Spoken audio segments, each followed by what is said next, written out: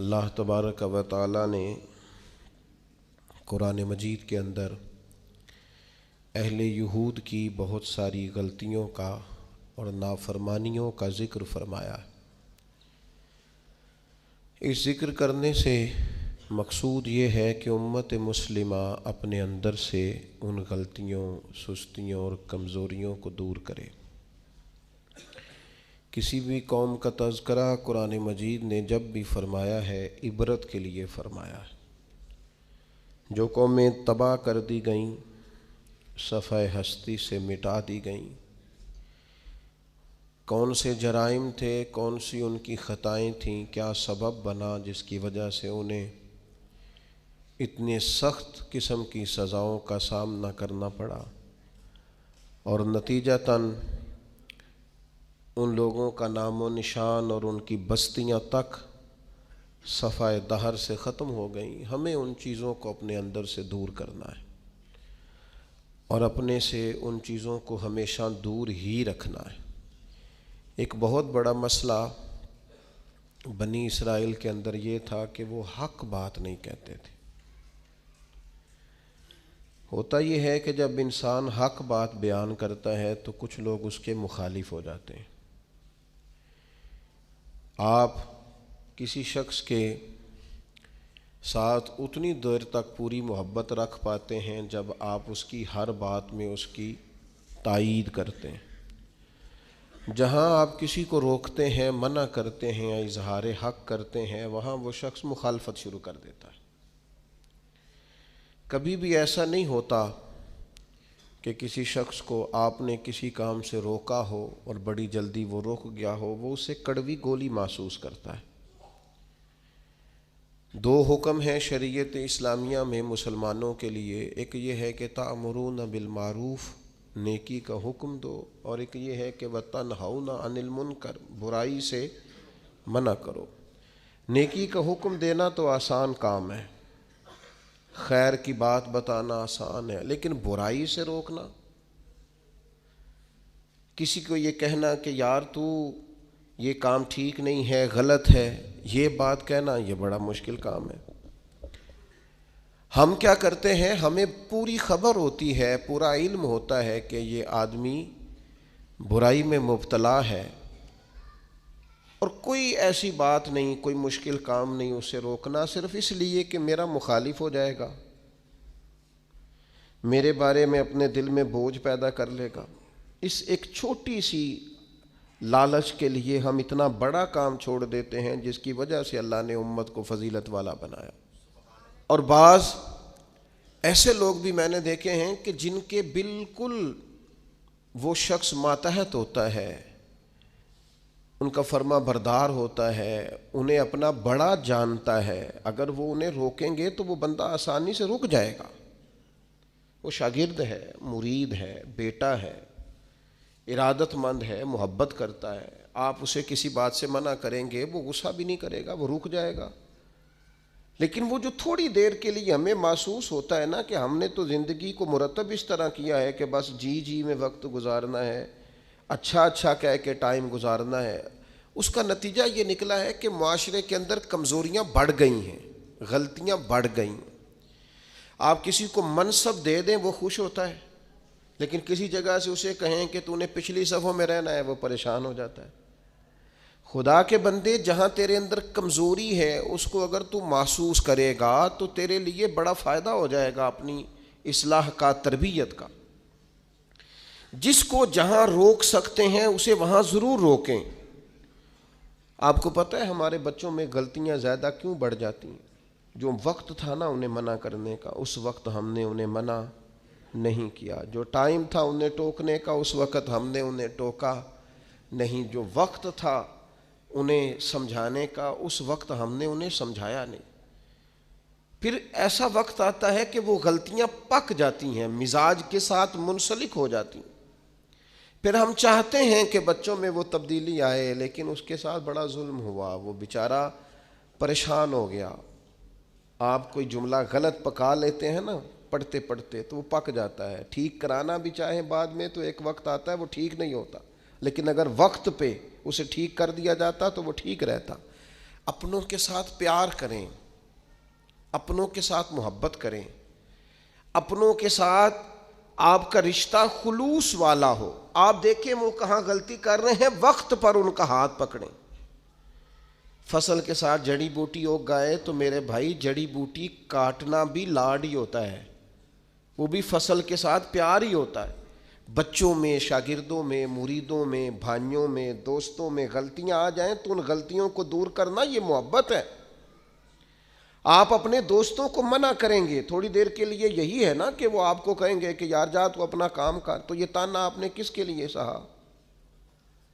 تھوڑی دیر کے لیے وہ آپ کو برا ہی کہیں گے، تو یہ آپ نے جو اپنے اوپر اس شخص کی طرف سے آپ نے تھوڑی دیر کے لیے شدت برداشت کی، تو کس کے لیے برداشت کی؟ آپ خیر کی بات کہیں، آپ اچھائی کا جملہ کہیں، آپ لوگوں کو برائی سے منع کریں۔ آپ کہیں ان سے کہ یہاں شہید ہو گئے حضرت سعید ابن مسیب جیسے لوگ، لیکن حجاج ظالم تھا تو انہوں نے ظالم کہا۔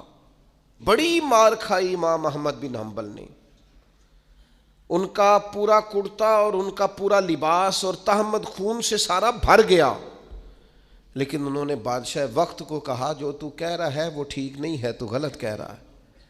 جنازے نکلے علماء اور محدثین کے جیلوں سے، لیکن انہوں نے کہا حق حق ہی ہوتا ہے، خیر خیر ہی ہوتی ہے۔ ہم بات ہی نہیں کرتے، ہم اپنوں کو منع ہی نہیں کرتے، ہم لاڈ میں، پیار میں، محبت میں تباہی کرتے جاتے ہیں اپنوں کی۔ جہاں کسی میں کمزوری دیکھیں، ہاں سمجھائیں پیار کے ساتھ، قائل محبت کے ساتھ کریں، لہجہ مصلحانہ ہو، تنقید برائے تنقید نہ ہو، لیکن حق بات کریں۔ بنی اسرائیل کا جرم کیا ہے؟ ان کا جرم یہ ہے کہ اللہ تعالیٰ انہیں فرماتا ہے وَلَا تَلْبِسُوا الْحَقَّ بِالْبَاطِلِ، حق کو باطل سے نہ ملایا کرو، وَتَقْتُمُوا الْحَقَّ وَأَنْتُمْ تَعْلَمُونَ، اور جانتے بوجھتے ہوئے حق نہ چھپایا کرو۔ نہ باطل کو حق سے ملاؤ، نہ حق کو چھپاؤ، وَأَنْتُمْ تَعْلَمُونَ، تمہیں پتہ ہے، تم جانتے ہو۔ میرے نبی پاک صلی اللہ تعالیٰ علیہ وآلہ وسلم نے ارشاد فرمایا جب کسی سے کوئی بات پوچھی گئی اور وہ بات جانتا تھا، اسے علم تھا، وہ گواہی اس کے پاس موجود تھی، وہ شہادت اس کے پاس تھی، اس سے پوچھا گیا لیکن اس بندے نے چھپائی، یہ سنن ابو داؤد میں حدیث ہے، اللہ کے محبوب فرماتے ہیں قیامت کے دن اس بندے کے منہ میں اللہ آگ کی لگام ڈال دے گا۔ لو اب تیرے منہ میں لگام ڈال دی اور وہ بھی آگ کی، اب نہ بولنا، چونکہ جب حق بولنے کا ٹائم تھا تب تو نہیں بولا، جب تیری ضرورت تھی، جب تیرے کہنے سے مظلوم بچ سکتے تھے، جب تیرے بات کرنے سے ظالم پکڑے جا سکتے تھے، جب تیرے دو جملے کہنے سے کسی شخص کی زندگی بھر کی جمع پونجی بچ سکتی تھی، تو بولا نہیں، تو آج تو میدان محشر میں آیا ہے۔ تو میرے محبوب کہتے ہیں، حضور فرماتے ہیں رب اس کے منہ میں آگ کی لگام ڈالے گا۔ اقبال کہنے لگے اپنے بھی خفا مجھ سے ہیں اور بیگانے بھی ناخوش، کیوں؟ میں کہتا ہوں وہی بات سمجھتا ہوں جسے حق۔ یہ میری مجبوری ہے کہ میں نے ہمیشہ حق کہا ہے، تو اپنے بھی خفا مجھ سے ہیں اور بیگانے بھی ناخوش۔ سب جگہ پہ میں ملامتی ہوں، ہر شخص میرے بارے میں رائے دیتا ہے کہ بڑا سخت گیر آدمی ہے، بڑے مزاج کے اندر شدت پائی جاتی ہے، کیوں؟ کہ کہتا ہوں وہی بات سمجھتا ہوں جسے حق۔ گروپ بنے ہوئے ہیں، گروہ بندیاں ہو گئیں، کلمہ حق کہیں۔ یہودیوں نے جرم کیا کیا تھا؟ انہیں پتا تھا کہ نبی پاک اللہ کے رسول ہیں، اور کتنا پتا تھا؟ اللہ قرآن مجید میں ارشاد فرماتے ہیں یعرفونہ کما یعرفون ابناءہم، محبوب یہ آپ کو اس طرح جانتے ہیں جس طرح بندہ اپنے بیٹے کو پہچانتا ہے۔ یہ جو اہل کتاب ہے نا، یعرفونہ کما یعرفون ابناءہم، آپ کو اس طرح پہچانتے ہیں جس طرح بیٹوں کو پہچانتے ہیں۔ تورات کے اندر انہوں نے آپ کی ساری خبریں پڑھ لی ہیں، ایک ایک نشانی جانتے ہیں۔ حضرت عبداللہ ابن سلام فرماتے ہیں اللہ کا قرآن اتنا سچا ہے، میں نے تورات پڑھی ہوئی ہے، میں مسلمان ہوا ہوں، میں تمہیں قسم اٹھا کے کہتا ہوں کہ جس طرح میں اپنے بیٹے کو پہچانتا ہوں نا، اس سے بڑھ کر مجھے تورات نے بتایا ہے کہ رسول رحمت اللہ کے سچے رسول ہیں۔ لیکن نہیں ماننا تو نہیں ماننا، اڑ جانا ہے تو اڑ جانا ہے۔ گروہ پرست ہو جاتے ہیں لوگ، حق پرست نہیں ہوتے۔ پارٹی کو سپورٹ کرتے ہیں، حق کو سپورٹ نہیں کرتے۔ اپنے گروپ کے حمایتی ہیں، حق کے حمایتی، برادری کے حمایتی ہیں، پر حق کے حمایتی نہیں ہیں۔ اپنی تنظیم کے، جماعت کے، اپنے آپ کے حمایتی ہیں، حق کے حمایتی۔ بندہ مومن گروہ پرست نہیں ہوتا، بندہ مومن حق پرست ہوتا ہے۔ وہ دیکھتا ہے حق کدھر ہے، وہ حق پرست۔ چھوڑ دیں یار، تھوڑی سی زندگی ہے، گروہ پرستی نہ کریں، اپنے آپ کے ساتھ جھوٹ نہ بولیں، اپنے آپ کو دھوکہ نہ دیں، لوگوں کی گڈ بک میں آنے کا شوق چھوڑ دیں، رب کی بارگاہ کے اندر اپنے ضمیر کی عدالت کے اندر اپنے آپ کو رکھیں۔ خدا را ساری زندگی اپنی شخصیت کو اور اپنے کردار کے حسن کو چھپا کر نہ گزار دیں۔ ساری زندگی جو آپ کے اندر ایک مومن بیٹھا ہے، اس مومن کو صلح کے وقت کیوں گزارتے ہو؟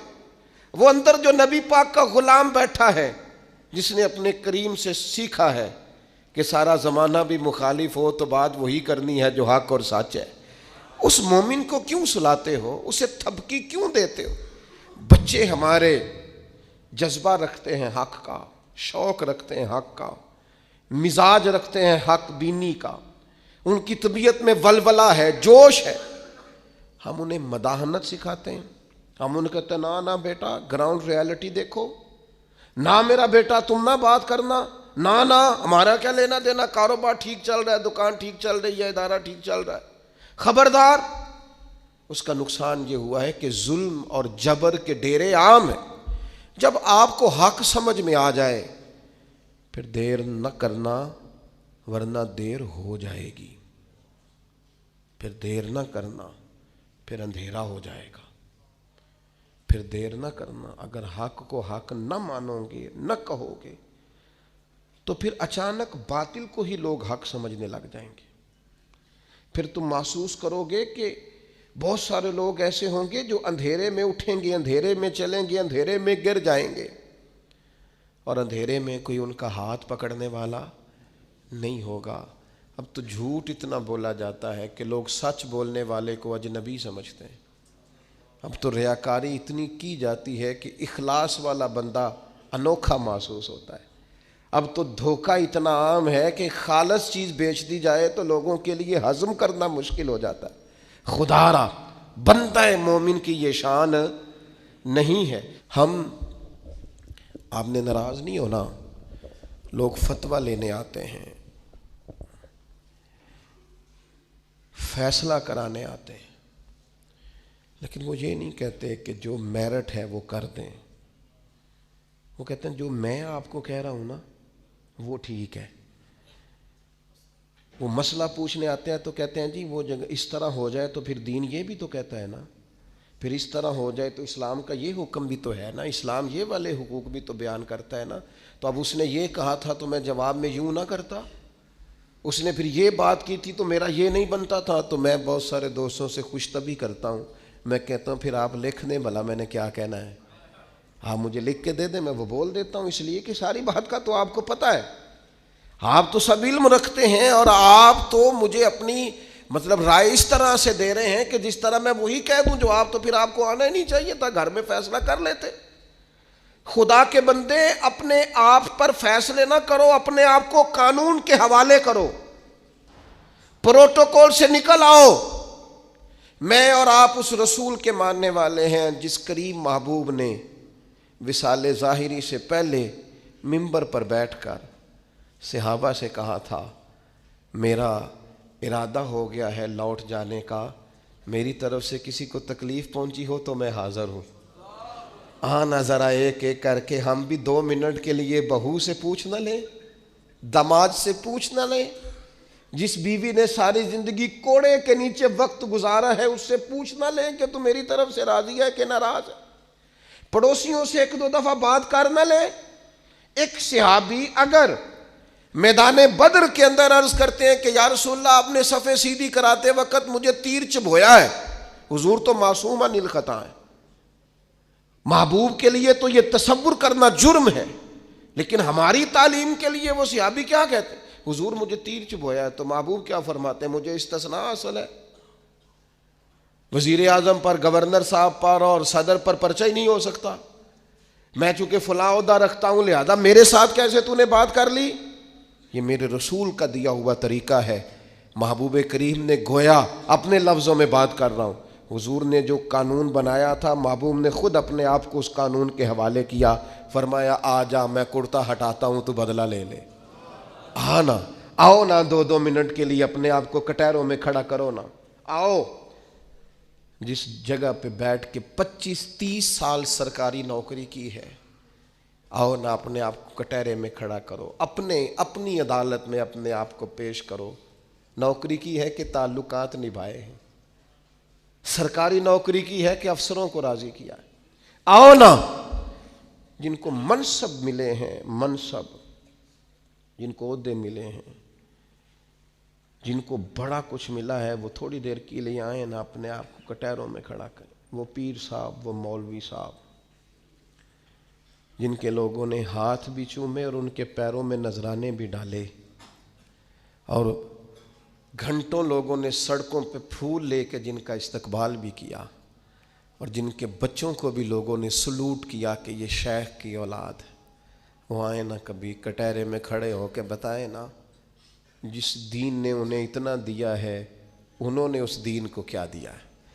وہ اپنی عدالت میں خود پیش ہوں، وہ بتائیں کہ تم بتاؤ نا، تمہارے ارد گرد والے بہت سارے لوگ وہ بھی ہیں جو چھابڑی لے کے سودا بیچنے جاتے ہیں، تمہارے ساتھ اٹھنے بیٹھنے والے وہ بھی ہیں جو 30-40 ہزار کی نوکری کرتے ہیں، خس خس جنہ قدر نہ میرا تے صاحب نو وڈیائیاں، میں تے گلیاں دا روڑا کوڑا تے محل چڑھایا سائیاں، تو دے نہ جواب دے۔ لیکن حق بات کی ضرورت ہی نہیں، مزاج ہی نہیں، طے کر لیا ہے کہ حق نہیں کہنا، صرف گروپ بندی کرنی ہے، صرف مزاج یہ بنا لیا ہے کہ میں کسی کو ناراض نہیں کرنا چاہتا، ہو جائے ساری دنیا ناراض ہوتی ہے، بس یہ سوچ کے رات سو جانا سارے ناراض ہو جائیں تو کام چل جائے گا، کہیں اللہ رسول نہ ناراض ہو جائے، یہ سوچ کے سویا کرو۔ ہمارا حضرت صفیہ رضی اللہ تعالی عنہ ام المومنین ہے، آپ کا چونکہ ایک یہودیوں کی فیملی سے تعلق تھا، فرماتے ہیں میرے والد اور میرے چچا مجھ سے بڑا پیار کرتے تھے، میری طرف بڑی توجہ رکھتے تھے، تو میں جس دن حضور مسجد قباء کے قریب تشریف لائے تو میرے چچا اور والد حضور سے مل کے آئے، تو ان کی کیفیت اتنی بدلی ہوئی تھی، انداز اتنا بدلا ہوا تھا کہ میں ان سے ملنے گئی تو انہوں نے توجہ ہی نہیں کی، میں دروازے تک ان کے استقبال کو گئی، انہوں نے توجہ کوئی نہیں کی، بڑے عجیب سے پریشان تھے۔ پانی پوچھا تو انہوں نے اس پر بھی کوئی بات نہ کی، ایک دوسرے سے وہ کلام کرنے لگے والد اور چچا، تو میرے چچا والد سے پوچھتے ہیں کہ وہ جو تورات میں ہم نے نشانیاں پڑھی تھی یہ وہی نبی ہیں؟ تو میرے والد کہنے لگے حرف حرف سچا ہے، یہ وہی پیغمبر ہے۔ تو میرے چچا کہنے لگے پھر خیال کیا ہے آپ کا، کرنا کیا ہے؟ تو کہنے لگے میں جب تک زندہ رہوں گا معاذ اللہ ان کی مخالفت کرتا رہوں گا۔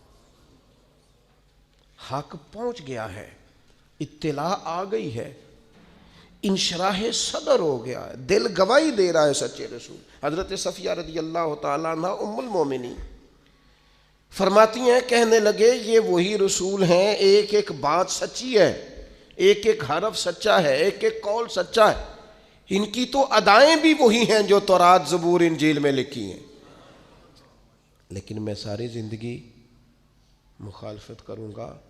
ہم نے غور کرنا ہے یہودیوں والی یہ عادت کہیں مسلمانوں میں تو سرایت نہیں کر گئی، جس کا ہمیں پورا پتہ چل جاتا ہے یہ حق ہے ہم اس کے بھی مخالف ہیں، جس کی بات کے بارے میں انشراح صدر ہو جاتا ہے، دل گواہی دیتا ہے کہ بات بالکل ٹھیک ہے، اس کو بھی قبول نہیں کرتے۔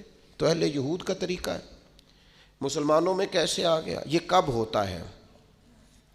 یہ کیوں ہوتا ہے؟ کیا چیز وجہ بنتی ہے کہ جب انسان اس طرح کا رویہ اختیار کرتا ہے؟ تو قرآن مجید نے اسے بھی بیان کیا، فرمایا اَرَأَيْتَ مَنِ اتَّخَذَ إِلَٰهَهُ هَوَاهُ، کیا آپ نے اس شخص کو دیکھا ہے جس نے اپنے نفس کی خواہش کو ہی اپنا خدا بنا لیا؟ اَرَأَيْتَ، کیا آپ نے دیکھا ہے من اتخذ الہہ ہواہ، اس شخص کو دیکھا ہے جس نے خواہش نفس کو ہی خدا مان لیا؟ نبی پاک صلی اللہ تعالی علیہ وسلم نے ارشاد فرمایا، آسمان کے سائے کے نیچے اللہ کے سوا پوجے جانے والے معبودوں میں سے سب سے سنگین اللہ کے نزدیک وہ معبود ہے جو لوگ اپنے نفس کی خواہش کو معبود بنا کے پوجتے ہیں۔ رب کہتا ہے انہوں نے اللہ کے مقابلے میں معبود بنا لیا۔ کس کو؟ نفس کی خواہش کو۔ ایک طرف اللہ کا حکم ہے، ایک طرف نفس کی خواہش ہے، چلتے کس طرف ہیں؟ رب کہتے ہیں انہوں نے نفس کی خواہش کو اپنا معبود بنا لیا، اللہ کا حکم نہیں مانتے۔ میں آپ سے ایک بات پوچھتا ہوں، جنازے کو بھی نماز ہی کہتے ہو نا؟ اس کا پورا نام کیا ہے؟ وہ بھی نماز ہے، اور فجر والی بھی نماز ہے۔ کتنا دوڑ رہا ہے بندہ، محلے کا ایک علاقے کا ایک بااثر آدمی انتقال کر گیا، دوڑ رہا ہے، چھٹی لی ہے، بھاگا آیا ہے، جلدی سے وضو کیا ہے، جنازہ پڑھنا ہے، لمبا چوڑا رش ہو گیا، صفیں گنی نہیں جا رہی، سر گنے نہیں جا رہے۔ یہ کس لیے آئے؟ کہتے ہیں نماز پڑھنے ہیں جنازے کی۔ اگر تو آئے ہو نماز پڑھنے تو فجر بھی نماز ہی ہے، ظہر بھی نماز ہے، عصر بھی نماز ہے، مغرب عشاء بھی۔ اگر تو نماز پڑھنے آئے ہو تو بتاؤ یہ والی چھٹی تم نے 5 نمازوں میں کیوں نہیں لی؟ اگر تو آئے ہو نماز پڑھنے تو پھر بتلاؤ یہ والا اہتمام فجر میں کیوں نہیں ہوا؟ یہ تم نماز پڑھنے نہیں آئے، یہ ہم اللہ کے حضور حاضری دینے نہیں آئے۔ یہ وہ جو سیاسی رکھ رکھاؤ ہے، یہ جو ذاتی یہ نفس کی عبادت ہے، یہ اللہ کی عبادت نہیں ہے، یہ خواہش نفس کی تکمیل ہے۔ یہ رب کی عبادت، یہ تو اپنے خواہش کے پیچھے دوڑے آئے ہو۔ مجھے بتلاؤ نا۔ وہ ایک شاعر تھے، انہوں نے بات تو بڑی غلط کی، لیکن چلو بعض اوقات نصیحت کے لیے کچھ باتوں کو دہرا دینا چاہیے۔ پاکستان کے ایک معروف شاعر تھے، ان سے کسی نے کہا کہ آپ مسلمان ہیں؟ کہنے لگا آدھا مسلمان ہوں آدھا کافر ہوں۔ اور کس طرح؟ کہنے لگا اسلام کے اندر خنزیر بھی حرام ہے اور شراب بھی حرام ہے، لیکن میں خنزیر نہیں کھاتا، شراب پی لیتا ہوں، معاذ اللہ ثم معاذ۔ کہنے لگا خنزیر سے مجھے نفرت ہے، شراب میں چھپ کے کہیں کونے میں جا کے پیتا ہوں، تو آدھا مسلمان ہوا نا۔ کہ اگر تو میں دین کا حکم سمجھ کے نفرت کروں تو پھر جتنی خنزیر سے کروں اتنی شراب سے بھی کروں۔ تو کسی نے اس پر تنقید کرنی چاہی تو اس نے کہا ٹھہر جا ذرا سن، جس طرح شراب حرام ہے، جس طرح جوا حرام ہے، جس طرح خنزیر حرام ہے، ملاوٹ بھی تو اسی طرح ہی حرام ہے، حرام مال بھی تو اسی طرح ہی حرام ہے۔ یہ کیسی تمہارے نفس کی خواہش ہے کہ خنزیر نہیں کھاتے؟ کہتے ہیں کہ کسی علاقے میں ایک آفیسر تھا، تو وہ سب حرام مال اکٹھا کرتا تھا، تو کوئی کسی کی ضرورت ہی نہیں تھی اس سے بات کرنے کی۔ تو ایک بوڑھی اماں تھی، وہ بڑی حق بات کہنے کا مزاج رکھتی تھی، تو ان کی مرغی مر گئی، تو اس کے گلے پہ چھری چلا کے نا تو اس آفیسر کے گھر دے آئیں دیسی مرغی۔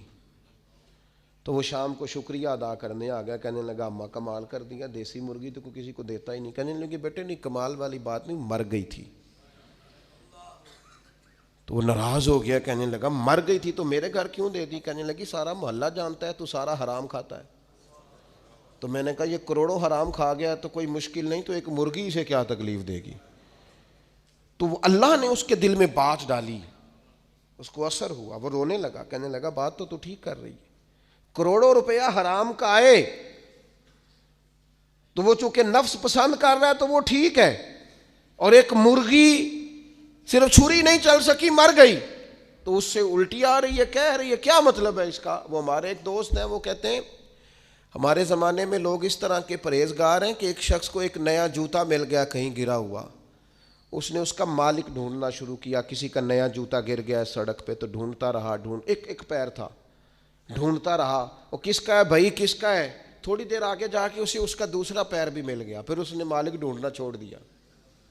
پہلے وہ نیک تھا کیونکہ ایک جوتا تھا نا، پہن نہیں سکتا تھا، جیسے ہی اسے اتنی تکلیف کی بات ہے امت مسلمہ میں، نفس کی خواہش کو خدا بنا لیا، جو تیری طبیعت میں آئے۔ ویسے ماں باپ کو تو وقت نہیں دے سکا، ویسے اگر تجھے کہا جائے کہ ماں باپ کی طرف سے کسی یتیم بچے کا خرچہ اٹھا لے، وہ تو نہیں اٹھا سکتا۔ تیرے ماں باپ چلے گئے، ان کی وجہ سے تو کسی غریب بہن بھائی سے تعاون کر تاکہ ماں باپ خوش ہوں، ایصال ثواب، وہ تو نہیں کر سکتا۔ دیکھیں چیلم پہ 50 پکیں گی، کیونکہ پتہ چلے نا برادری کو کہ جناب نے چیلم کیا۔ یہ نفس کی خواہش کو خدا بنا لی۔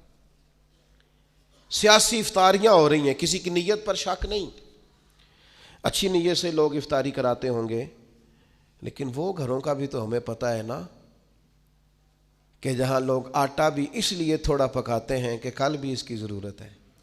وہ محلے کے گھر نظر نہیں آتے؟ افطاری کے لیے ایک سجن بلایا جو پہلے کروڑ پتی، اور بلایا کہاں سے؟ لاہور سے، اسلام آباد سے، فیصل آباد، تو جو تیرے ارد گرد تھے۔ نفس کی خواہش کو خدا بنا لیا۔ بندہ مومن کی یہ شان نہیں ہے۔